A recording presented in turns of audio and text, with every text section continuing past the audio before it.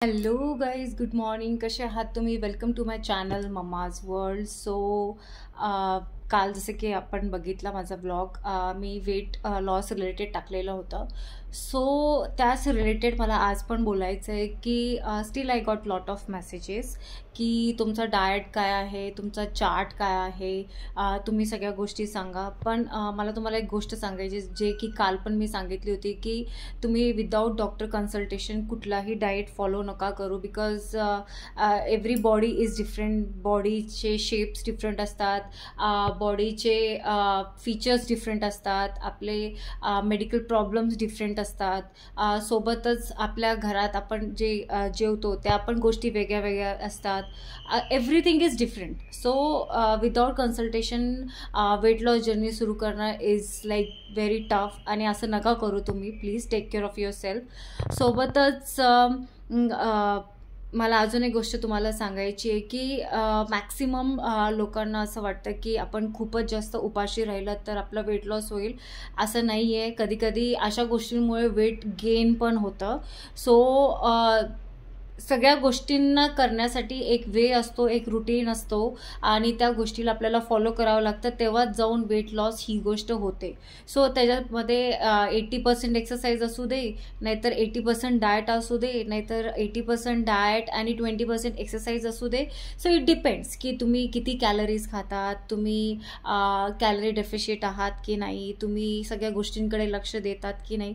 So ह्या सगळ्या गोष्टी ह्या सगळ्या वेट लॉस जर्नीमध्ये इम्पॉर्टंट असतात. सोबतच बघू शकता मी बनवलेली आहे खपली गव्हाची खीर. ह्याच्यामध्ये खपली गहू, गूळ आणि घी आहे, त्याच्यासोबत इलायची आणि थोडंसं सुंठ आहे, आणि अतिशय छान झालेली होती.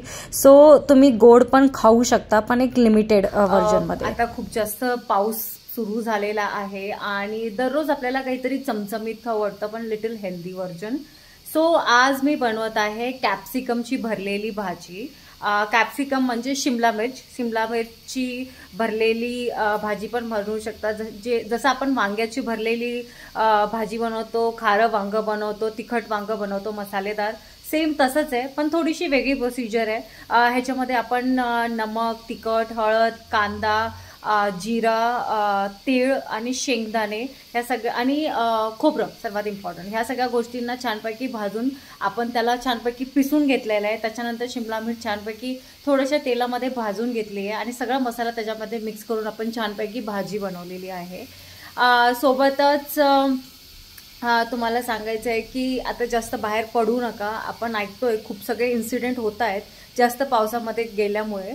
सो अशा कुठल्याही जागेवर जाऊ नका जिथे जास्त पाणी आहे, जिथे जास्त लोक इकट्ठा होतात. अशा कुठल्याही प्लेसेसवर जाऊ नका प्लीज.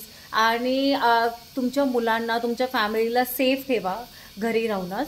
सो ह्याच्यासोबतच आपली शिमला मिरची भरलेली भाजी बनलेली आहे, जी की खूप हेल्दी आणि लेस ऑइलमध्ये बनलेली आहे, जी की कोकोनट ऑइलमध्ये बनलेली आहे. सो भाकरीसोबत तुम्ही याला खाऊ शकता. सो भेटूया आपल्या नेक्स्ट व्लॉगमध्ये. Bye bye.